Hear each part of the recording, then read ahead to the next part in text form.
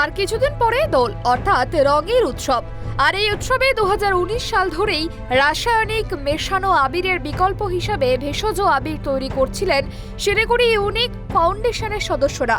অনেক সময় দেখা যায় খোলা বাজারে যে সমস্ত আবির ও রং বিক্রি হয় তাতে কখনো চুন কখনো বা চকের গুঁড়ো তার সঙ্গে কেমিক্যাল মেশানো হয়। সেই কেমিক্যাল মেশানো রং শিশুদের স্বাস্থ্য এবং মহিলাদের ত্বকেরও ক্ষতি করে। সেই কারণেই মানুষের ক্ষতির কথা ভেবে ভেষজ আবির তৈরিতে উদ্যোগী হয় ইউনিক ফাউন্ডেশনের সদস্যরা। গাঁদা ফুল, জবা ফুল, পালং শাক, গাজর, বিট দিয়ে তৈরি করা হয় এই ভেষজ আবির। পঞ্চম বর্ষ পেরিয়ে আমাদের এটা ষষ্ঠ বর্ষ। আমাদের কাজ শুরু হয়েছে এমনি 6-7 দিন হলো। আমাদের 1 কুইন্টালের মতো মাল তৈরি হয়ে গেছে। বাজারে তো আমরা দেখি যে কত কেমিক্যাল যুক্ত আবির, তাই না? এই কেমিক্যাল তো স্কিনের প্রচুর ক্ষতি করছে। আর এখন আবির খেলায় বাচ্চারাও মেতে ওঠে, তো সেই বাচ্চাদের স্কিনেরও প্রচুর সমস্যা দেখা যায় কেমিক্যাল যুক্ত আবিরে। তার জন্য আমাদের এই উদ্যোগ ভেষজ আবির। দোল উৎসবের সময় বিএসএফ, এসএসবি সহ বিভিন্ন ক্যাম্পে ভেষজ আবির বিক্রি করেন শিলিগুড়ি ইউনিক ফাউন্ডেশনের সদস্যরা। অন্যদিকে শিলিগুড়ির খোড়া বাজারেও এর চাহিদা অনেকটাই।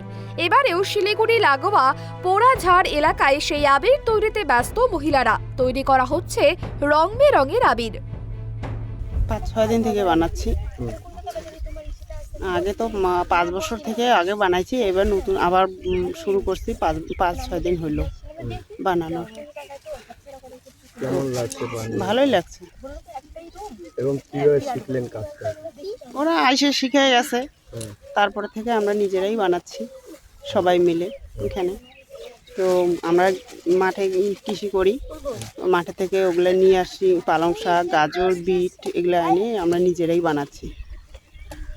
বাড়িতেও তো কাজ রয়েছে। বাড়ির কাজ করি, তার ফাঁকে এগুলো করি।